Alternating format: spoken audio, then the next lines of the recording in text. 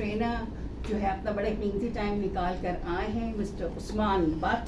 इनका इंट्रोडक्शन जो है मैंने आप लोगों को ऑलरेडी वीडियोस की डाली हुई है। मैं चाहूँगी कि उस्मान साहब के लिए give a big applause and appreciate that he has come all the way just to, train you in a very important subject जो कि हर फील्ड में चलता है।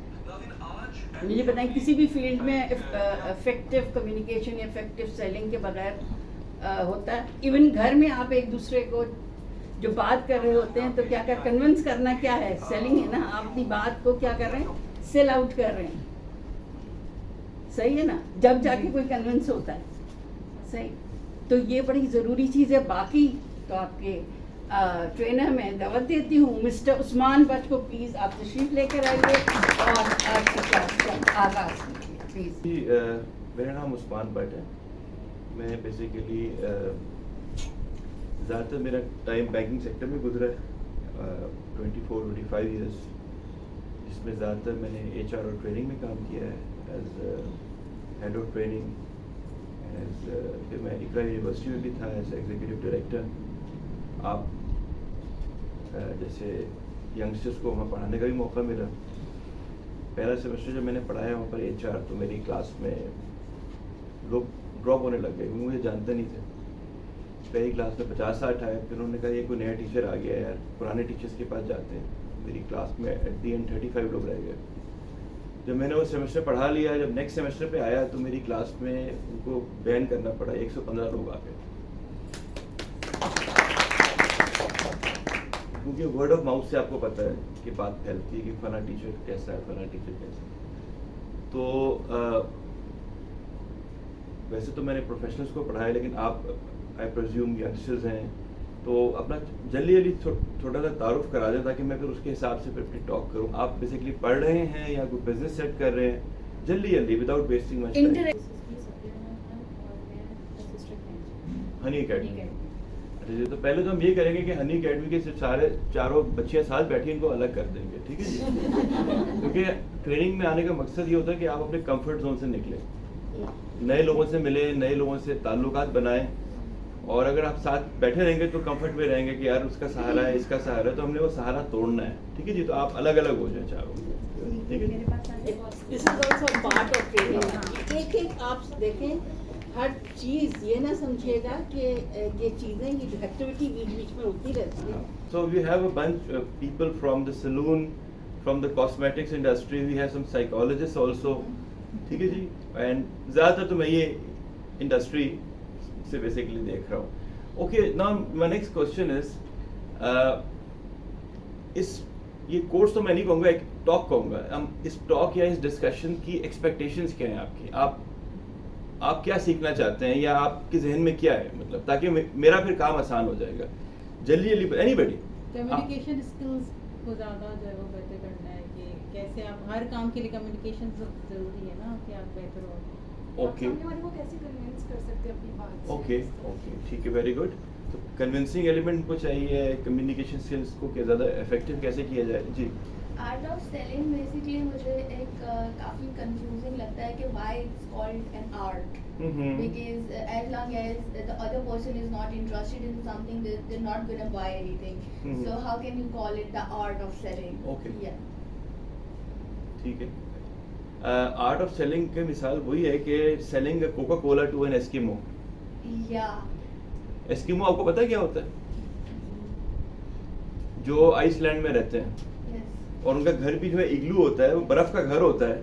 अगर आप कोक में, जब मेरे कोई दोस्त काम करते थे तो वो कहते थे, हमें जब सेल्स की ट्रेनिंग कराते थे तो वो कहते थे कि अगर आप एस्किमो को चाय की ज़्यादा ज़रूरत है या ठंडी कोक की ज़्यादा ज़रूरत है? हाँ, तो कहते हैं अगर आप एस्किमो को कोका कोला भी बेच सकते हैं ना, इसका मतलब है आप कुछ भी कर सकते हैं। तो सेल्स में there is a lot of thing, अगर आप चाहें तो कर सकते हैं। ओके जी, एनीबडी एल्स, क्या एक्सपेक्टेशंस है आपकी? एनीबडी? इससे अच्छा है, मतलब हमारी देखिए ये क्लास ना बड़ी डिस्कशन ओरिएंटेड होगी। इसमें ये लेक्चर कहीं नहीं है कि मैं ही दे रहा हूँ आप बैठ के, तो आपने भी पार्टिसिपेट करना है अपनी इंडस्ट्री की एग्जांपल्स दे के, एंड नॉट नेसेसरी कि हर चीज़ से आपने मेरी एग्री करना है। ठीक है जी, तो it has to be a lot of interactive. तो एनीबडी एल्स क्या एक्सपेक्टेशंस हैं आपकी जी? हमारा एक फिक्स पर्सनालिटी पैटर्न होता है, डोमिनेंट स्टाइल जिसको हम कहते हैं, जो हमारे कम्युनिकेशन में रिफ्लेक्ट होता है।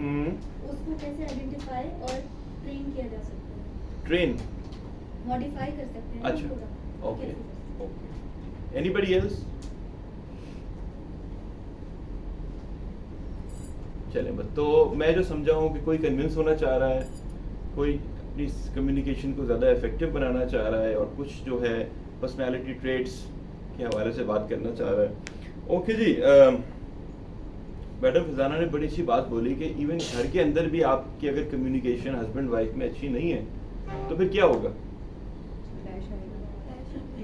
क्लैश होगा, माहौल खराब होगा। मैंने ये कहा, आपने वो सुना, मैंने ये समझा, मैंने वो अज्यूम किया। तो द इम्पोर्टेंस ऑफ इफेक्टिव, अच्छा that if you translate that into a relationship with your children, अगर आपकी कम्युनिकेशन अपने बच्चों के साथ अच्छी नहीं है फिर क्या होगा? उनका ब्रॉटअप, उनकी पर्सनालिटी डैमेज होगी। फिर ये होगा कि खाने की टेबल पे या रेस्टोरेंट पे सब लोग अपने अपने मोबाइल पे लगे होंगे और कोई बात नहीं कर रहा होगा आपस में। आजकल यही होता है। तो इसीलिए कम्युनिकेशन, जहाँ एडवांटेजेस हैं आपके सोशल मीडिया के और टूल्स के, वहाँ ये डिसएडवांटेजेस भी हैं। एक चीज़ मैंने बड़ी नोट की थी जब मैं पढ़ा रहा था यूनिवर्सिटी में, क्योंकि स्टूडेंट्स के चैट ग्रुप बना दिए थे ताकि असाइनमेंट्स और फॉलोअप्स वगैरह, तो कम्युनिकेशन मुझे बड़ी वीक लगी कि वो इतना ज़्यादा आदत हो गई है शॉर्ट फॉर्म लिखने की कि वो समझ नहीं आती थी कि यार ये क्या कहना चाह रहे हैं। तो एग्ज़ाम में भी वो, पेपर में भी शॉर्ट फॉर्म आ रहा होता था। That was a very. दूसरी चीज़ जो मुझे फील हुई बड़ी कि मैंने एज अ टीचर इंस्ट्रक्शंस डाल दी हैं चैट ग्रुप पे 115 बच्चों के लिए कि ये असाइनमेंट आपने करनी है, इस तरह करनी है, और ये डेडलाइन है। और रात 12 बजे 25 बच्चे 25% are writing to me, sir क्या करना था? Instead of scrolling up and seeing या किसी और से पूछें, तो it was a very very wake up alarm for me कि यार सोशल मीडिया इतना इफेक्टिव हो गया है, लेकिन यू नो इसीलिए follow ups, reminders, soft reminders, ये चीज़ें बहुत ज़्यादा आ गई हैं। एक और चीज़ जो आजकल लेटेस्ट ट्रेंड है कम्युनिकेशन में, क्योंकि मैं खुद भी पिच करता हूँ जाके कंपनीज में कि आप मुझसे ट्रेनिंग कराएं, मेरी कंपनी से ट्रेनिंग कराएं, ये मेरा प्रोफाइल है। इसी तरह ही हर इंसान जाके करता है। What I have realized it कि आजकल के दौर में, और ये मुझे इतनी रियलाइजेशन पहले नहीं थी जब से मैंने ये बिजनेस शुरू किया, अटेंशन स्पैन लोगों का बहुत कम हो गया। What is an attention span, कोई बताएगा? किसी भी चीज़ को बहुत देर तक आप मतलब सुनना या देखना नहीं पसंद करते हैं। Very good. आपका नाम क्या है मैम? सभी ने मास्टर्स किया है स्पेसिफिकेशन। देखिए, मैंने ये रियलाइज़ किया जब मैंने IBA से MBA किया था 22 साल पहले, उस वक्त there were no smartphone, there was nothing. तो हमारा टीचर जो पढ़ाता था 1 घंटे की क्लास, तो विदाउट अ ड्यू 30-40 मिनट्स हम उस पर फोकस कर लेते थे। आजकल क्या होता है, अगर एक बंदा पढ़ा रहा है तो ऑन एन एवरेज कोई कितनी देर तक उसको तवज्जो दे सकता है? 15 मिनट्स। 15 मिनट्स, ये तो बहुत बड़ी बात बोल रही है। चलें, जो यंग जनरेशन है उससे पूछते हैं, आप लोग अगर हो ऑन एन एवरेज कोई भी टीचर हो, कितनी देर तक आप उसको फोकस कर सकते हैं? विदाउट, अच्छा फोकस कर सकते हैं विदाउट चेकिंग योर मोबाइल कि किसका मैसेज आया? सर एक बात इसमें ये भी है कि डिपेंड भी करता है कि सामने वाला भी टीचर भी कैसा है। ऑन एन एवरेज हम बात कर रहे हैं। लोगों का attention span with the passage of time आपके हिसाब से बढ़ा है, वही रहा है या गिरा है? गिरा है। मेरा दावा ये है कि स्पेशली जो जेनजी जनरेशन है जो आपकी है, वो 2-3 मिनट से ज़्यादा फोकस कर ही नहीं सकती। फ़ौरन वो डिस्ट्रैक्ट हो जाती है, मोबाइल देखती है, इधर उधर देखती है। और जो थोड़े लोग बड़े हैं वो हार्डली 8 to 10 मिनट्स। मैंने ऐसी ऐसी मीटिंग्स अटेंड की हैं जहाँ मैं उनको पिच कर रहा हूँ और पिचिंग के दौरान ही वो बैठ के मोबाइल पे फिर अपने वो, तो देन आई रियलाइज्ड, मेरे लिए क्या लर्निंग हुई कि जो मैंने अपनी पिच 15-20 मिनट की बनाई है, अब मुझे उसको शॉर्ट करके कितने मिनट में करना है? 5 से 7 मिनट में। अगर वो इफेक्टिव हो कब होगी? अब 5 to 7 मिनट्स में। क्योंकि मेरी पहले परसेप्शन थी कि कम से कम 15 मिनट तक मैं बात करूंगा, लेकिन जब वो टारगेट मार्केट सुन ही नहीं सकती 15 मिनट तक, तो मेरी पिच इफेक्टिव होगी या इनइफेक्टिव होगी? So I need to make it more crisp, I need to make it more smart. ठीक है जी, क्योंकि उसके बाद जब 7-8 मिनट होंगे तो फिर वो अपना मोबाइल देखेंगे, लेकिन मेरा मैसेज पास हो जाएगा. Because there were at times कि मैं इतनी इंपॉर्टेंट बात तक पहुंचा और एकदम वो डिस्ट्रैक्ट हो गया मोबाइल पे. Mobile is a big distraction also, है कि नहीं? ठीक है जी. इसीलिए अच्छा, दूसरी चीज इफेक्टिव कम्युनिकेशन के लिए ये है, वैसे अगर आप किसी मीटिंग में बैठे हुए हैं, किसी को पिच कर रहे हैं, तो इसको उस वक्त उस 15-20 आधे घंटे के लिए इस मोबाइल को भूल जाएं. आपकी तवज्जो किस पे होनी चाहिए? क्लाइंट के ऊपर या प्रोस्पेक्टिव क्लाइंट के ऊपर. बीच में मैसेजेस आ रहे हैं, आप देख रहे हैं, तो आज जब खुद डिस्ट्रैक्ट होंगे तो वो डिस्ट्रैक्ट होगा कि नहीं होगा? इरिटेट भी हो सकता है. वो कहेगा यार ये मुझे इंपॉर्टेंस नहीं दे रहा, अपने मैसेजेस में लगा हुआ है. अगर बहुत ज्यादा इंपॉर्टेंट मैसेज आ गया जिसको आप अवॉइड नहीं कर सकते हैं, तो पहले उसकी परमिशन लें. Can I please answer this message, can I please stay. लेकिन मेरा ज्यादा टिप है कि इसको भूल जाए. कोई लाइफ एंड डेथ नहीं हो जाएगी अगर आप 15 मिनट तक मोबाइल नहीं देखेंगे. अपनी तवज्जो किस पे रखें? क्लाइंट पे रखें, बिकॉज उसने आपको टाइम दिया है. ठीक है जी. नीड आपकी है या उसकी? ये बात याद रखिएगा. नीड आपने अपनी पिच के बाद अपनी नीड उसमें ट्रांसलेट करनी है, ताकि वो बोले कि मेरी भी नीड है. लेकिन अभी तक तो वो लेवल आया नहीं है. तो अपने डिस्ट्रैक्टर्स को दूर रखें. आप keep your distractors away, focus on your client, क्योंकि उसने आपको जूम पे टाइम दिया है या फिजिकल टाइम दिया है और आप उसके पास ले आ रहे हैं. अच्छा जी, सेलिंग की एक और चीज़ है जो मैंने सीखी है. अगर आपके बिजनेस कार्ड्स हैं, always have it in your pocket और योर पर्स. पहले से आपके पास रेडी होने चाहिए. आपका कोई फ्लायर है, कोई आपका कोई पिच है, that thing should be handy with you. अगर आप उसको ढूंढ रहे हैं, या मैं वॉलेट से अपना कार्ड निकाल लूँ, ढूंढ मिल, अरे किधर चला गया कार्ड मेरा, या पेन किधर चला गया, पेन दे दीजिएगा 1 मिनट. ये वो चीजें हैं जो नो है. आपका क्या हो रहा है? चैप्टर क्लोज हो रहा है. फिजिकल प्रिपरेशन और मेंटल प्रिपरेशन जिसको कहते हैं, mental physical both at the same ये टाइम होनी चाहिए इन एडवांस. जब मैं स्टैंडर्ड चार्टर्ड में था, तो जो हमारे सेल्स के लड़के थे, हम उनको क्या करते थे कि वो बेचारे ज्यादातर मोटर बाइक पे जाके प्रोडक्ट्स बेचते थे. सारी बातें वो, तो उनको हमने स्प्रेस दिए हुए थे कि जब आप क्लाइंट के पास जाएंगे तो पहले आपने अपना फेस स्प्रे करना, और कोम दी हुई थी. क्या जरूरत थी इसकी? क्यों? तो बंदा हेलमेट उतारेगा, पसीने में लथपथ है, एक इदारे को रिप्रेजेंट कर रहा है, तो इंप्रेशन क्या पड़ेगा उसका? तो बंदा फ्रेश हो. देन एंड ऑलवेज रीच, जो खैर आज भी वो नहीं हुआ, कि at least reach 15 minutes before, rather than late. पहले पहुंच. लोकेशन पिन आप सबके पास होती है. हमारी एक बड़ी एक हमारी जो नेशन की एक आदत है ना, कि always doing everything at the last moment. ये हमारा पाकिस्तान का एक नेशनल ट्रेट है. मैं अभी प्रूफ भी कर दूंगा आपको. फीस हम किस दिन पे करते हैं? बिजली का बिल या गैस का बिल कब पे करते हैं? ठीक है जी.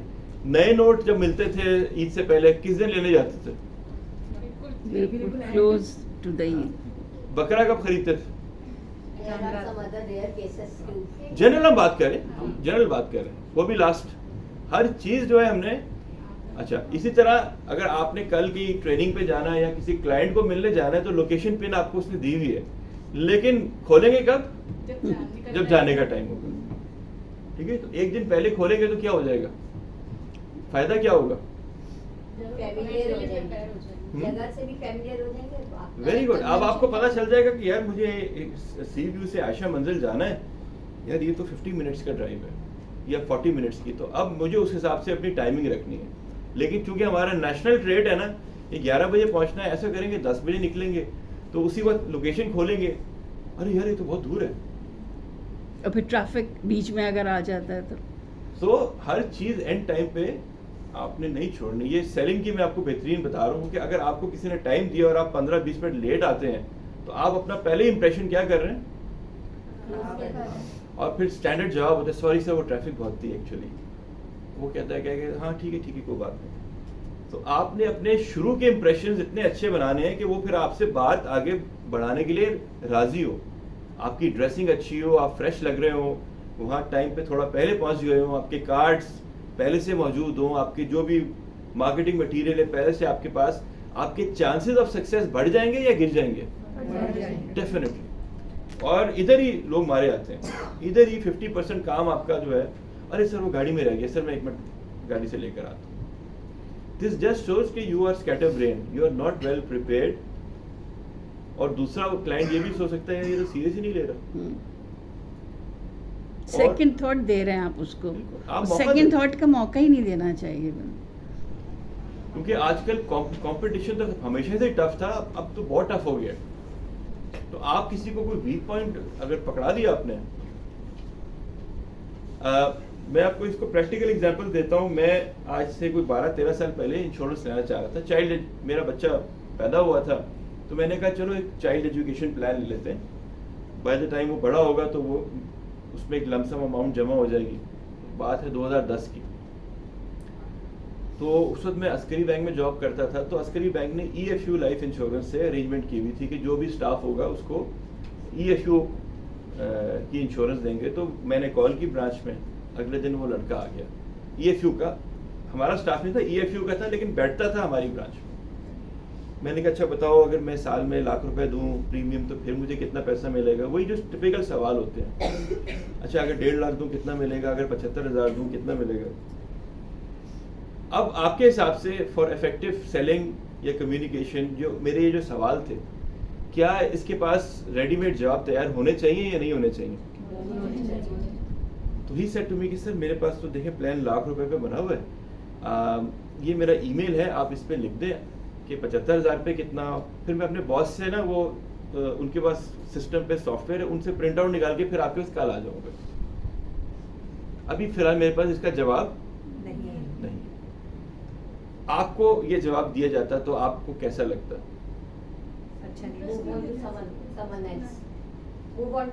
यस मैम, आपका नाम? दरक्षा मैडम ने एग्जैक्टली कहा कि मैंने कहा ये तो कोरा है, इसको तो पता ही कुछ नहीं है, ये तो एक पोस्ट ऑफिस टाइप का बना हुआ है। फिर मैंने 1-2 सवाल और भी किए, तो वो मैंने कहा उसके अगेंस्ट मैंने अपने एक दोस्त को बोला, तो उसने एक NJI का मुझे सेल्स एजेंट बोले या कुछ भी बोले, वो बंदा आया मेरे पास। उसने पहले मुझे सवालात किए, सर आपका कितने बच्चे हैं, क्या एज में हैं, पूरी अपना ना नोट्स बना जैसे डॉक्टर एक अच्छा जी कितने बच्चे हैं, क्या एज ब्रैकेट है, क्या आपकी उनके लिए एक्सपेक्टेशंस हैं, आपने क्या टारगेटेड अमाउंट सोचा हुआ है कि मिलना चाहिए आपको, आपकी मिसेस का काम करती हैं या हाउसवाइफ हैं, कहाँ रहते हैं आप, किन स्कूल में बच्चे। मैंने कहा तो आप इतने सवाल क्यों पूछ रहे हो? कहता है सर ज़रूरी ताकि then I can offer you the right product, क्योंकि हमारे पास मुख्तलिफ प्रोडक्ट्स हैं।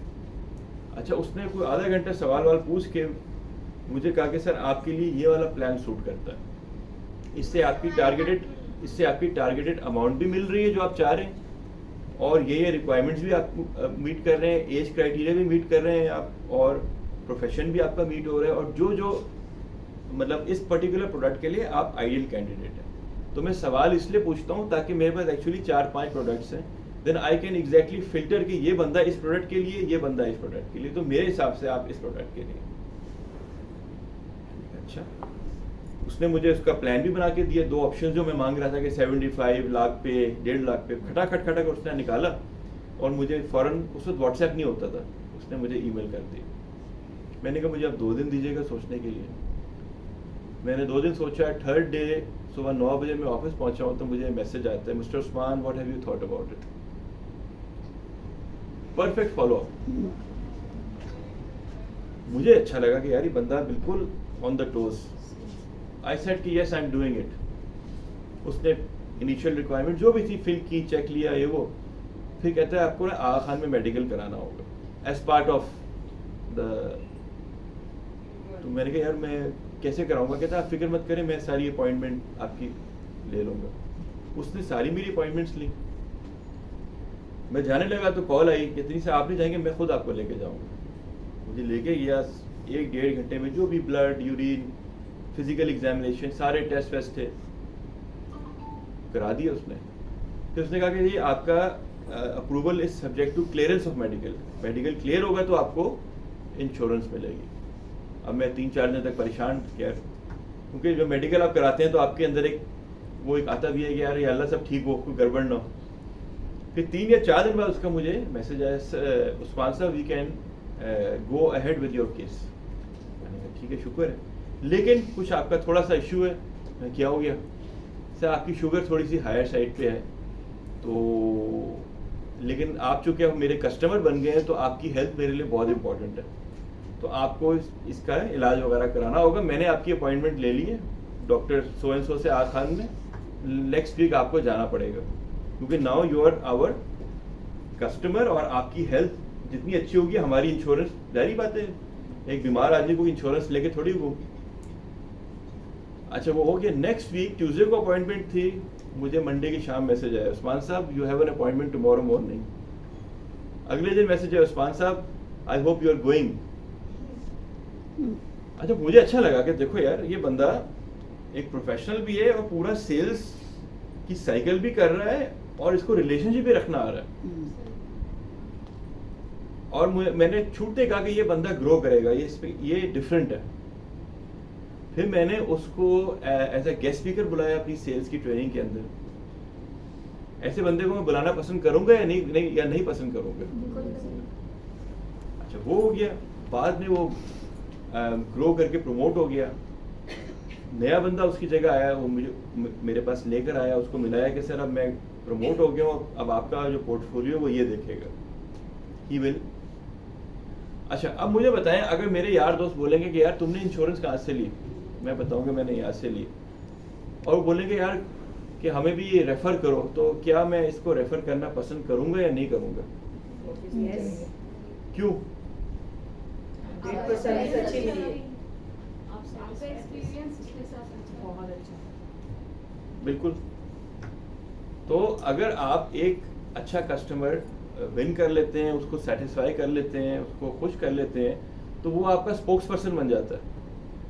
आप बस उसको एक दफ़ा बोल दें कि सर आप अपनी तरह समझदार, थोड़ी सी आपको ना साइकोलॉजिस्ट जो लोग बैठे हुए हैं, थोड़ा सा आपको कस्टमर की ईगो से भी खेलना पड़ता है। सर आपकी तरह आपने बड़ा समझदार फैसला किए, आपकी तरह कोई इंटेलिजेंट समझदार लोग हो तो मुझे ज़रूर रेफर कीजिएगा। करेगा या नहीं करेगा? सो सेलिंग या इफेक्ट जो है इट्स स्पेन को साइकिल जिसको कहते हैं, रिलेशनशिप। दो किस्म के सेल्स वाले होते हैं कि यार बस टारगेट पूरा किया, बेचा और जान छुड़ाई, और दूसरे होते हैं जो रिलेशनशिप में बिलीव करते हैं। आप जब रिलेशनशिप बेस करेंगे आपका बिजनेस खुद बढ़ेगा। आप देखिएगा जब आप फोकस करेंगे ना कि यार एक दफ़ा मुर्गी काट के सारे अंडे निकालने हैं, तो वो एक दफ़ा आपको कामयाबी मिलेगी, दोबारा आप, लेकिन आपने अगर सोचा कि रोज़ मैंने एक अंडा निकालना है तो आप देर पाओगे। This applies to your business also. आपका कस्टमर है, जैसे आप मेहंदी है या सैलून है आपका, अगर आप उसको you give them good service, मिसाल के तौर पे एक बात मैं कह रहा हूँ कि किसी को अर्जेंसी है, उसको टाइम अपॉइंटमेंट लेट मिली है, अगर आप समहाउ उसको थोड़ा पहले कर दें, अकोमोडेट, उसको अच्छी सर्विस दिला दें, तो क्या वो फ्यूचर में आप ही के पास आना पसंद करेगा या नहीं? बस मैं ये गाड़ी क्यों खरीदूँ, मैं ये मेकअप कॉस्मेटिक्स क्यों खरीदूँ, मैं ये साइकोलॉजिस्ट या मेरे पास कोई स्ट्रेस का इशू है तो मैं एनी के पास क्यों आऊँ, मैं किसी और के पास क्यों ना जाऊँ? अगर आपके पास इनके जवाब हैं तो आप कन्विंस कर सकते हैं। जब इस वक्त फ़िलहाल आप लोग मेरे कस्टमर्स बने हुए, आप बैठे हुए, क्या इस तरह का मैंने कोई सवाल पूछा आपसे कोर्स के दौरान? मैंने आपसे पूछा आपकी एक्सपेक्टेशंस क्या हैं? क्यों पूछा मैंने? उसके बगैर भी मैं शुरू कर सकता था। आपके माइंड में क्लियर हो जाए माइंडसेट कि बढ़ना चाह रहे थे कि लोगों की क्या परसेप्शन है, तो उसी हिसाब से आप वो ऐड करें। Very good. तो एक बंदा के पास आप जा रहे हैं, चाहे वो आप टेलीफोन मार्केटिंग भी होती है, फेस टू फेस भी होती है, लेकिन अगर आपके पास इसका जवाब नहीं है कि भाई मैं आपसे क्यों खरीदूं या मेरे लिए इसमें क्या है, अगर आपके पास इसका जवाब नहीं है तो आप यू कैन नॉट विन। अगर इसके जवाब आपके पास मौजूद हैं तो you have a very strong chance of winning. आपका कॉन्फिडेंस जो है ना वो एक अलग लेवल पे आ जाएगा। ठीक है जी, ये चीज़ जानना बहुत ज़रूरी है। लोग जो सेल्स के देखे मैंने खास तौर पे बैंक साइड पे कि वो अपना प्रोडक्ट है उसको रटा हुआ है, सर हमारे से ये हमारा ये भाई इससे क्या है, ये तो आपका है ना, मेरे लिए क्या है इससे, सर इससे आपको सेविंग होगी, सर इससे आपका टैक्स बचेगा, सर इससे आपको कन्वीनियंस मिलेगी, सर आपको इससे सहूलत मिलेगी। जब आप उसके ज़बान में बात शुरू करेंगे ना, आपका ये फ़ायदा होगा, आपका ये फ़ायदा होगा, आपका, तो उसको ये नहीं लगेगा कि ये अपनी बात कर रहा है, वो क्या कहेगा, ये मेरी बात कर रहा है। सेल्स वाले क्या कहते हैं, सर इसका इतना रेट है, सर इसमें ये होगा, इसमें ये होगा, आपकी मंथली किस्त इतनी बनेगी, ये होगा, अकाउंट खोलना होगा, अपनी बात कर रहे हैं। तो उसमें या तो प्रोडक्ट आपका इतना स्ट्रांग हो कि वो उसके पास चॉइस ही नहीं नो करने की। लेकिन जब आप बात अपनी पिच ये करेंगे, जब मैं जाता हूँ किसी क्लाइंट के पास कि जी मैं आपको ट्रेनिंग्स ऑफर करूंगा, तो वो पूछते हैं आप क्या कराते हैं, मैं जवाब नहीं देता। मैं कहता हूँ सर पहले आप बताएं आपकी नीड क्या है, आपके इश्यूज क्या हैं, आपके पेन पॉइंट्स क्या हैं। दूसरा तरीका, जो स्टैंडर्ड तरीका क्या होता है, सर ये 18 कोर्सेज हैं, ये मैं कराता हूँ, बताएं आपको कौन सा चाहिए। ठीक है, उसमें हो सकता है एक आधे पे वो उंगली रख ले, चले ये करा दें, लेकिन मैं कुछ और पूछ रहा हूँ। मैं पूछ रहा हूँ सर इसको छोड़ दें, वो मैं आपको बाद में दे दूंगा, मुझे बताइए आपके क्या पेन पॉइंट्स हैं, आपके स्टाफ में क्या इश्यूज आ रहे हैं, क्या चैलेंजेस आ रहे हैं। फिर वो बात करना शुरू करता है। इन दोनों अप्रोचेस में फर्क क्या है? फायदा तो मुझे ही हो रहा है, लेकिन मैं उस बात को क्या कर रहा हूँ, उनके फेवर में, उनके फेवर में। वो बताएंगे यार बड़े इश्यूज आ रहे हैं, लोग जो है ना, जो मैं आपको मिसाल, जो मैं 30-40 लोगों को मिला हूँ उसकी मैं आपको एक मिसालें दे रहा हूँ। यार बड़े इश्यूज आ रहे हैं, स्टाफ ना कॉन्फिडेंशियल चीज़ों को कॉन्फिडेंशियल नहीं रख रहे हैं, आपस में कैंटीन में डिस्कस करते हैं, हमारी बातें लीक हो रही हैं बाहर, बड़ा इस तरह के प्रॉब्लम्स आ रहे हैं। अच्छा सर ये बात है, इसके लिए मेरे पास ये प्रोग्राम मौजूद है, और बताएं और क्या मसला है। सर मसला ये है टर्नओवर बहुत ज़्यादा हो रहा है, लोग छोड़ के जा रहे हैं। सर अच्छा वेरी गुड, तो सर मोटिवेशन की ट्रेनिंग कैसी रहेगी? हाँ यार काफ़ी अर्से से कराएंगे। अच्छा, और क्या मसला है सर बताइए। यार ये बड़ा मसला आ रहा है हमारे ना, लोगों को सिस्टम चलाना नहीं आ रहा, नया पावर BI आ गया है, उसमें मैं ट्रेनर ढूंढ रहा हूँ आजकल ना। अच्छा सर वो भी है साइड पे, और बताएं सर और क्या है। अच्छा सर ये हमारा, हमने HR पॉलिसी बनानी है, सोशल मीडिया पॉलिसी बनानी है, सर वो भी मैं करता हूँ। अच्छा वो भी करते हैं। अच्छा साइड पे ये करते आपने आधे पौने घंटे में आप एक कोर्स बेचने आए थे, लेकिन आपने पूरा पैकेज उसके लिए तैयार कर दिया। मैं सर आपकी 6 चीज़ें मैंने निकाली हैं, ये ठीक है, हाँ यार ये मेरे, मैं इस पे आपको कल प्रपोजल भेजता हूँ। मैं लेने क्या आया था उससे, इंफॉर्मेशन लेने आया था या एक कोर्स बेचने आया था, लेकिन मैंने उसको सोशल मीडिया पॉलिसी बनाने की भी प्रपोजल भेज दी, उसको मैंने मोटिवेशन की भी प्रपोजल भेज दी, उसको IT ट्रेनिंग की भी प्रपोजल भेज दी, उसको जो है कॉन्फिडेंशियलिटी के ऊपर भी जो है। अब ये कि मेरे पास बंदे उस वक्त टाइमली अवेलेबल होने चाहिए कि जब वो बोले यार ये करो, तो मैं उसको फिर क्या करूं, डिलीवर करूं। अगर मैं बोलूं कि हाँ सर वो बंदा है मगर वो 1 महीने के लिए ना आउट ऑफ गया हुआ है, तो वो 1 महीने के बाद आएगा, तो ये फिर आपकी नीड में उस वक्त मीट करूंगा। तो कहेगा यार आप आए तो बड़ी फुलझड़ी की तरह थे, और अब क्या हो गया, तो would you like to do business with me again? No. तो आपने स्पीड दिखानी है, एफिशिएंसी दिखानी है, और उस चीज को रिजॉल्व करना है क्लाइंट के लिए। अब वो क्लाइंट की आपने नीड मीट कर ली 5 या 6, और आपने with in the next 2-3 month उसको, अब आप क्या बन गए, उसके लाइक अ कंसल्टेंट बन गए। अब नेक्स्ट टाइम वो किसके पास जाएगा, को मसला होगा, एटलीस्ट फर्स्ट तो आपके पास जरूर जाएगा। ठीक है, फिर आप उससे बात करें कि सर ऐसे करें, आप बार बार मैं ही आपकी ट्रेनिंग करूँ, ऐसे करें, मेरे से एक कॉन्ट्रैक्ट कर लें, हर महीने में आपकी 6 ट्रेनिंग मैं ही कराऊंगा। वो करेगा नहीं करेगा? तो that's how you build business. और वो किस तरह होता है, अगर आप उसकी सही तरीके से कंसल्टिंग करें, सही तरीके से सवाल पूछें, सही तरीके से उसकी नीड पूछें, अपनी नहीं। ये मेरी बात गौर से सुने, उसकी, अपनी तो बात ही नहीं करनी आपने। अपनी बात कैसे होती है, सर मैं ट्रेनिंग कंपनी खोली है, मैं ट्रेनिंग कराने आया हूँ, मुझे प्लीज ट्रेनिंग्स दे दें आपको देगा वो? ठीक है जी सर, मैं सेलिंग स्किल्स भी करा सकता हूँ, मैं कस्टमर सर्विस भी करा सकता हूँ, मैं स्ट्रेस मैनेजमेंट भी करा सकता हूँ, मैं कम्युनिकेशन स्किल भी करा सकता हूँ, आप जो बोलेंगे मैं करा सकता हूँ, मुझे आप काम दे दें प्लीज। वो कहेगा अच्छा ऐसा करें, ईमेल कर दें, फिर मैं देखूंगा कुछ होगा तो बता दूंगा। काम वही है, चीज आप बिजनेस आपको चाहिए, लेकिन क्या फर्क है दोनों में? Approach and how you tackle the situation. जब आप कस्टमर की बात करेंगे ना, आपका क्या मसला है, आपका क्या है, आपका क्या है, तो वो कहेगा यार ये मेरे साथ है, he is on my side. ये मैं साइकोलॉजी की बात कर रहा हूँ। जब आप उसको लगेगा he is on my side, he will speak up, और जब वो बोलेगा तो फिर आपको ऐसी ऐसी चीजें पता चलेंगी जो आप उसको, और उसमें एक और चीज है सेलिंग में कि जो चीज आप कर सकते हैं उसी को कमिट कीजिएगा। डोंट गो ओवरबोर्ड कि जी मैं ये भी कर दूंगा और वो भी कर दूंगा और बाद में वो ओवर कमिट ना करें। कल परसों मैं एक क्लाइंट को मिला हूँ, उसको हायरिंग करनी है अपनी कॉल सेंटर के लिए 15 लोगों की विद इन 2 वीक्स। तो मैंने कहा ये मैं आपको कर दूंगा। फिर उसने एक और चीज बोली, मैंने कहा सर ये मैं नहीं कर सकता बिकॉज ये मेरे परव्यू में नहीं आती, मैं आपसे कोई मिसकमेंट नहीं करूंगा, जो मैं कर सकता हूँ। एंड ही अप्रिशिएटेड इट, कहता यार आई लाइक इट।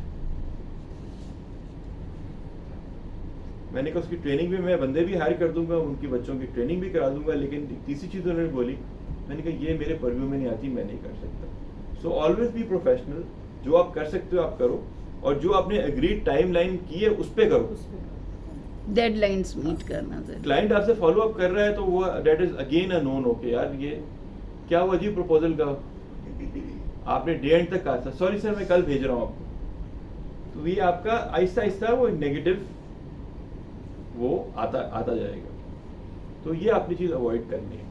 रूम का जैसे मैं भी जाता हूँ, मैं पहले हमेशा मेरे बाल कटाने के हवाले से एक बंदा फिक्स होता था मेरे पास, बट थोड़ा बहुत दूर था। मेरे घर के पास आई मेट दिस जेंटलमैन, उनकी अपना छोटा सा सलून है। मैं उनके पास गया, उन्होंने दरवाजा, उनका एक अलग ही स्टाइल है, उनका सलून का दरवाजा लॉक होता है। मैंने कहा यार ये कैसा सलून, मतलब हेयर कटिंग सलून। मैंने खटकाया, उन्होंने मुझे देखा, कहने का अंदर आ जाओ। पता नहीं क्या हुआ, मैंने कहा मेरे बाल आप काट दें। मैंने एक अजनबी के हाथ अपने बाल दे दिए और उन्होंने इतने बेहतरीन काटे कि वो दिन और आज के दिन में उन्हीं के पास, उनसे दोस्ती भी हो गई। जब मैं हेयर कटिंग करवा रहा था तो उन्होंने टिप्स भी मुझे दिए कि आप इतने दिनों में बेटा तेल लगाया करो, ऑलिव ऑयल लगाया करो, आपके बाल बहुत ड्राई हैं, आपकी स्किन भी बहुत ड्राई है, ऐसा करो, ये पता नहीं क्यूकम्बर क्रीम है, मतलब वो अपना वो मेरे हिसाब से वो अपनी सेलिंग भी करते रहे। अच्छा उसके बाद क्या हुआ कि आपकी यह गर्दन बड़ी स्टिफ सी लग रही है, आप इसकी ना हेड और मसाज भी करा लो, इट्स गुड फॉर यू, आपके लिए अच्छा रहेगा। मैंने कहा हाँ अंकल पीछे जैसी चलता है, 10 घंटे बैठता हूँ। हाँ बेटा यार आओ उस्मान की ये भी कर दो। अब उस्मान कराने क्या गया था, हेयर कटिंग, साथ में फेशियल भी हो गया और साथ में हेड और नेक। अच्छा अब उस्मान को आदत भी लग गई, अंकल भी करीब है। अच्छा अब थोड़े दिन बाद बेटे ने कहा अब्बू मैंने बाल कटाने हैं, तो उस्मान अब कहाँ लेके जाएगा, घर जाएगा। अच्छा तो this is how you build business. अच्छा और भी फिर यार दोस्त और भी अच्छे हम लोग बैठते हैं, यार मसाज का अच्छा होता है, तो उस्मान नंबर किसका देगा, वर्ड ऑफ माउथ पब्लिसिटी जिसे कहते हैं, दैट्स द कहते हैं ना सबसे बेस्ट टूल जो है सेलिंग का वो है वर्ड ऑफ माउथ। अब जैसे आज आप लोग आए हुए हैं, सपोज अगर आपको ये क्लास अच्छी लगेगी तो अगर आप दूसरों को जाके बताएंगे वो असरअंदाज होगी उस पर ज़्यादा, या पिक्चर्स दिखा दें या कर दें या कुछ भी, इम्पैक्ट किसका पड़ेगा, वर्ड ऑफ माउथ। बिल्कुल सही कह रही है, देयर इज नो, हम कुछ भी कह लें लेकिन जो वर्ड ऑफ माउथ का इम्पैक्ट है वो नेगेटिव भी हो सकता है कि यार इधर हर जगह जाना या इधर मत जाना, लेकिन वो डिससेटिस्फाइड कस्टमर वाली बात है। सर्विस अच्छी नहीं देते, कस्टमर को आपने सेटिस्फाइड रखना है, ये बदतमीज है ये वो ना, आप देखिएगा। और जो अच्छी सर्विस है, अच्छी टर्म्स है, आप नथिंग लाइक इट। फिर बाद में पता चला कि अंकल थोड़े रूहानी भी हैं, तो कुछ अपने बात की, बेटा तुम ना ये भी पढ़ना शुरू कर देना, मतलब वो एक अलग ही रिलेशनशिप, रैपो बन जाए, आपकी एक रिलेशनशिप बिल्ड हो जाए। और सिंपल जो अमूमन क्या होता है, सैलून में हम जाते हैं, बाल काट दो, चलो यार बैठाओ बाल कटा दो, सर 600 रुपए बदलो, चले गए। तो अगर आप एज ए कंसल्टेंट अपनी माइंड सेट चेंज करें। ये ब्यूटी पार्लर पे भी मैं अप्लाई कर रहा हूँ कि हर क्लाइंट की नीड एक ही होती है क्या? हर खातून जो आती है आप उसको स्टैंडर्ड वही, सबकी डिमांड्स अलग अलग सबकी डिमांड्स अलग, वर्क अलग अलग है। बिल्कुल सबकी स्किन का टेक्सचर, बालों का की क्वालिटी, जो मेहंदी भी आप लगाते हैं तो क्या हर खातून एक ही डिजाइन चाहती है कि यार यही सितारे बना दो? आप पूछें कि भाई आपको क्या, तो एवरीबडी इज यूनिक। तो आप जब उसको पर्सनल लेवल पर आके उसको वन ऑन वन उसकी नीड्स सामने रख के बात करेंगे, आप देखिएगा वो आपको कहीं जाएगा ही नहीं। उसके लिए आपको अपनी फील्ड से रिलेटेड नॉलेज को बहुत वेरी गुड, ये मैम ने बड़ी गेन अच्छी बात करना, बोली। क्योंकि जब आपके पास नॉलेज होगी तो ये सारी बातें आप कर सकेंगे। अगर आपके पास ये नॉलेज नहीं होगी कि स्किन कैसी होती है, किस तरीके की होती है, ऑयली होती है, फलाना होता है, ये बाल ऐसा होता है, अगर ये आपके पास है ही नहीं नॉलेज, आप अगले को कन्विंस कर नहीं सकते। बिल्कुल, इसका खजाना आपके पास होना चाहिए नॉलेज You का, have to अपने have- फील्ड से रिलेटेड। आपकी थ्योरी जितनी स्ट्रांग होगी, आप अपने क्लाइंट को इतना ही जो है वो अपने साथ अंडरस्टैंड करके और देर तक वो हमारा क्लाइंट हमारे साथ रहेगा। बिल्कुल जी, बिल्कुल। जैसे वो जो बार्बर्स होते हैं वो कहते हैं कि सर हमें ना बाल काटने के साथ साथ ना हमें बातें करने की भी आदत हो गई है ताकि क्लाइंट को हम इंगेज रख सकें। जिस टैक्सी ड्राइवर्स को आप देखें, वो कभी आपको खामोश टैक्सी ड्राइवर ज़्यादातर आपको बात बात करना भी करने वाले। बिकॉज अच्छा, उनकी नॉलेज भी इसीलिए बढ़ी हुई होती है कि वो इतने लोगों से मिले। आप सेल्स में देखिए, सेल्स के लोगों की नॉलेज जरा क्यों वास्ट होती है, डाइवर्सिफाइड लोगों के पास है। डाइवर्सिफाइड लोगों से उनकी मुलाकातें हो रही होती हैं। तो ये चीज़ आप जब तक अप्लाई नहीं करेंगे, अगर आप वो रखेंगे कि यार वो आएगा, मैं उसको जो मांगेगा वो दूंगा और चला जाएगा।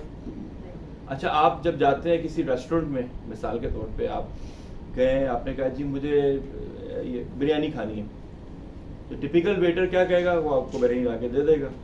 जो थोड़ा स्मार्ट वेटर होगा कि सर बिरयानी भी है, साथ में एक नई हमारी चीज़ इंट्रोड्यूस हुई है, would you like to try that?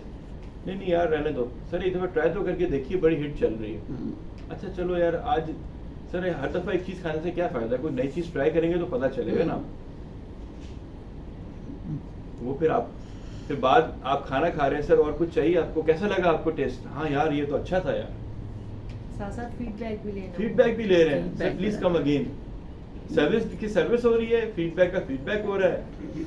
और जो अच्छी रेस्टोरेंट्स हैं वो थोड़ा सा एक कमेंट कार्ड फिल करा रहे हैं, उसमें डेट ऑफ बर्थ आ रही है, तो डेट ऑफ बर्थ उन्होंने डेटाबेस में डाल दी, और जिस दिन बर्थडे है उस दिन आपने क्लाइंट को मैसेज किया जी हैप्पी ये चीज़ें भी बर्थडे। बड़ा सही कह रहे हैं उस्मान साहब कि ये बहुत ज़्यादा काम आती हैं। जैसे ये कहते हैं ना सर्विस ओरिएंटेड का मकसद क्या होता है? जो आप सर्विसेज दे रहे हैं उसमें कितने पीस आते हैं, बिल्कुल, कितने पीस आते हैं, और एक होती है प्रोडक्ट ओरिएंटेशन, उसमें कितने, उसमें 4 पीस होते हैं। अब आप पूछेंगे 4 पीस क्या है और 7 पीस क्या है, वो थोड़ा से सिर्फ ये आखिर के 2 पीस, कुछ जी। पहले 4 पीस तो एक जैसे ही हो जाते हैं। सर्विस में 2 पीस, एक तो आपका एनवायरनमेंट कैसा है और आपके लोग काम करने वाले कैसे हैं। बिल्कुल। आपकी जो सलून में आप काम करिए, अगर आपके पास अपने क्लाइंट्स का डेटाबेस आ जाए उनकी बर्थडेज का, तो आप उस बर्थडे पे मैसेज करें ये 20% ऑफ है आज आपकी हाँ, सालगिरह है, बिल्कुल। आइए आप। अपना बिजनेस रन करने के लिए छोटे छोटे से हमें टिप्स जी, आप करें। पड़ेंगे। या आप बोले कि जी आपके रेफरेंस से जो 3 क्लाइंट्स आएंगे, ठीक है, जैसे अगर आपके रेफरेंस से कंफर्म 3 क्लाइंट्स आ गए तो आपको हम जो है 30% ऑफ देंगे या 50% ऑफ देंगे। कि अगर मिस एनी के रेफरेंस से 3 साइकेट्रिक क्लाइंट्स आ गए और वो मेरे कस्टमर्स बन गए तो आपको मैं एक फ्री सेशन दूंगी। मतलब these are different ways of building business. Different deals. Restaurants में भी ऐसा होता है ना कि वो आपको कुछ कॉम्प्लीमेंट्री टेस्ट करने के लिए देते हैं, so you feel kind of obliged now to order something. Yeah. वही चीज आप वही डिजर्ट ऑर्डर करेंगे लेकर। बिल्कुल बिल्कुल, So that's एब्सोल्युटली। how. मैं एक स्कूल्स के लिए कंसल्टेंसी कर रहा था, तो एडमिशंस का मसला था स्कूल में, नाम नहीं ले सकता स्कूल का, उनके यहाँ एडमिशंस बढ़ नहीं रहे थे, पिछले 1 साल से जहाँ थे उधर ही खड़े हुए थे।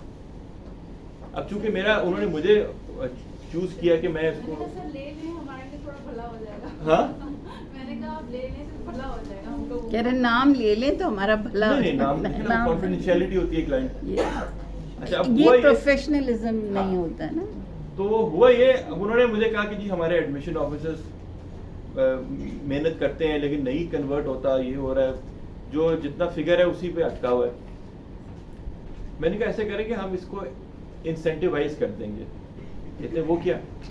मैंने कहा एडमिशन ऑफिसर्स की सैलरी कितनी है ऑन एन एवरेज? तो उन्होंने कहा जी 40 से 60 हज़ार, और हमारे पास 6 एडमिशन ऑफिसर्स हैं हमारी मुख्तलिफ ब्रांचों में। मैंने कहा कि हम ऐसे करेंगे कि हम इसको इंसेंटिवाइज करेंगे, अगर कि 0 to 50 एडमिशन ऑफिसर ला के देगा तो उसको सैलरी के अलावा 25,000 रुपीज़ कैश रिवॉर्ड मिलेगा। अगर 50 to 75 लेकर आएगा तो 40,000 मिलेगा। सर ये तो हमारी इंडस्ट्री में कभी नहीं हुआ सर, ऐसा तो कभी नहीं होता, तो सैलरी देते हैं। मैंने कहा थोड़ी सी अकल इस्तेमाल करो, ये पैसे कब मिलेंगे? कंडीशनल है, अगर टारगेट पूरा करेगा तब मिलेंगे, अगर 50 एडमिशन होंगे तब उसको 25,000 मिलेंगे, अगर 49 होंगे तो नहीं मिलेंगे। अच्छा, मैंने कहा मिसाल के तौर पे सबने अगर ये कर लिया तो तुम जो एडिशनल कैश दे रहे हो उसकी टोटल करके बताओ कितनी हो रही है? कहते सर 1.5 लाख रुपए। और मैंने कहा एडमिशन कितने हो रहे हैं उसके अगेंस्ट? कहते सर 300 एडमिशन हो रहे हैं। तो मैंने कहा अगर तुम इसको मल्टीप्लाई करो एडमिशन फीस से और ये वो, मैंने कहा 40 लाख का तुम्हें बिजनेस मिल रहा है 1.5 लाख रुपए खर्च करके, तो क्या तुम जीते या हारे? अच्छा सर ये तो कभी, अच्छा पहले महीने 40 एडमिशन बढ़ गए, दूसरे महीने मतलब 3 महीने में उनके साथ रहा एंड 130 एडमिशन उनके बढ़ गए।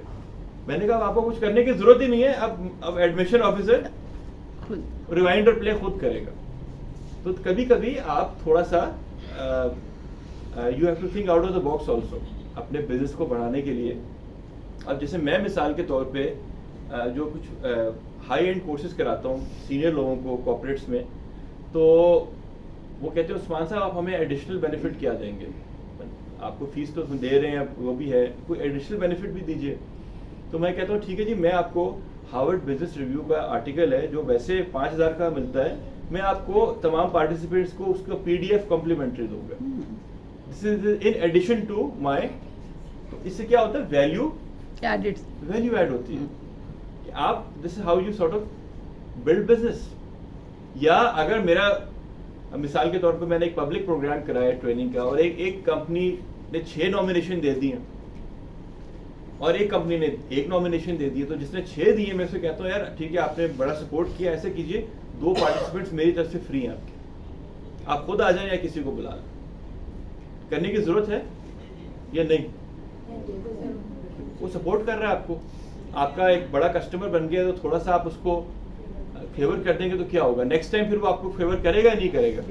तो जिसने 1 नॉमिनेशन दिए उसको आप बताओगे सर ये देखें 6 लोग आए थे तो हमने 2 एडिशनल उसको, वो 8 हो गए।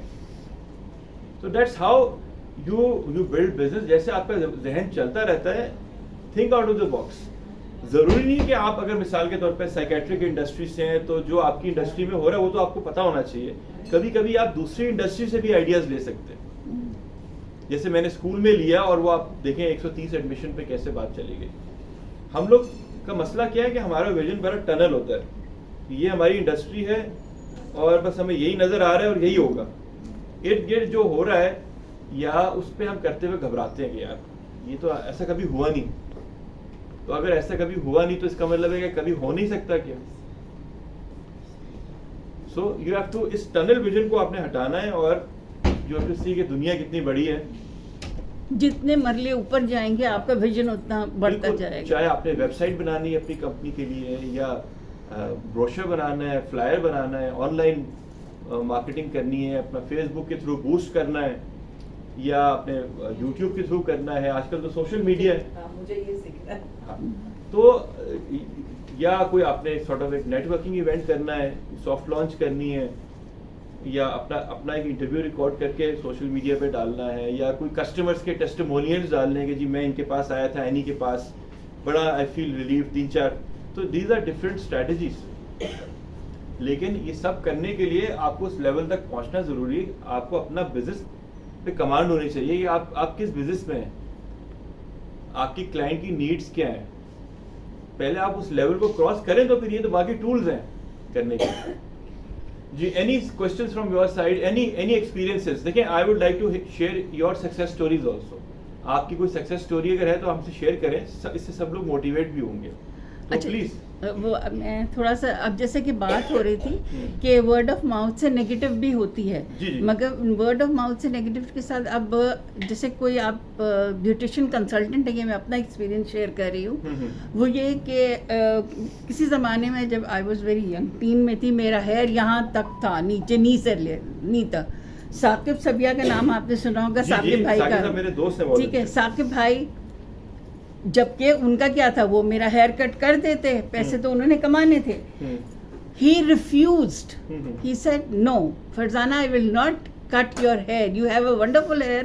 और मैं अपने सिर्फ पैसे बनाने के लिए, आज तक वो जो मेरे दिल में उनका एक इमेज बिल्टअप हुआ हुआ है, तो बहुत ही एक अलग लेवल पे, एक अलग ही लेवल है उनका, और वो मतलब वो अननेसेसरी। और उसके बाद फिर मैंने जब भी हेयर कट लिया, जब भी फिर उनके पास ही गई एक दफ़ा, जब कट गए। अब इसी तरह एक दूसरे पार्लर का नाम नहीं लूँगी, मगर बड़ा पार्लर है, one of the top parlour. उसने ये क्या किया, मैंने अपने हेयर बोला मुझे थोड़ा लेयर कट्स दे दे, तो लेयर करते करते उसने मेरी हाफ यहाँ से बजाय मेरे हाफ तक कर गया, छोटे। ये नहीं बत पूछा कि भाई आपने इतने लेने। जो उस दिन मेरा दिल उस पार्लर से ख़राब हुआ, यकीन माने, नो डाउट। फिर उसके बाद तो फिर अब कट रहा है तो कट ही रहा है ना, तो कट गया वो, वापस तो नहीं आई लेंथ मुझे वापस। तो मेरे लिए कौन ज़्यादा मोहतरम हुआ, साकिब भाई। अब एटलीस्ट अगर मैं नहीं हेयर कट के लिए जाऊंगी तो at least he is the right person जिसके पास आप जाएं, क्योंकि वो आपको गाइड सही करेगा। वही वाली बात आती है कंसल्टेंट की। इसमें बहुत हार्डली 5% लोग ऐसे सोचते हैं, जैसे मैडम फरजाना बात कर रही हैं। ज़्यादातर लोगों का ये आता है कि भाई सेल्स है, इसको बेचनी है, बेचना और बस जान छुड़ाओ। जैसे आजकल पॉलिटिक्स में हर किस्म का चूरन बिक रहा है। ये अब मिसाल के तौर पे जैसे इन्होंने बात की, मेरे घर के पास जैसे ये अंकल हैं जिनसे मैं बाल कटाता हूँ, एक साथ में थोड़ा सी आगे एक और भी सलून है, और मेरा बेटा था, मैं रमज़ान के दिन थे, मैंने उसको बिठाया उधर, मैंने कहा इसके बाल काटने में ATM से पैसे लेकर आता हूँ, ठीक है। मैंने क्या कहा इसको, बाल काट, बच्चे के 10 साल के बच्चे के बाल काटने आप शुरू करें, मैं सामने ATM है, अब मैं ATM से पैसे लेकर आया हूँ तो बच्चे के पूरे मुंह पे क्रीम लगी हुई है, 10 साल के बच्चे के। मैंने कहा ये क्या किया, सर ये अच्छा आता है इसके लिए। मैंने पूछा था, इसने कहा था लगा दो। मैंने कहा मैंने तो आपको नहीं कहा था। सर कोई बात नहीं, अच्छा रहेगा इसके लिए। अब वो क्या क्रीम थी, पूरा बच्चे का मुंह उसने। अब मैं काउंटर पे गया, सर वो 3,000 3,500 रुपये। मैंने कहा किस बात के, हेयर कटिंग का तो रेट ये 500 है। सर वो क्रीम लगाई थी मुंह पे। मैंने कहा मैंने आपको कहा था लगाने के लिए।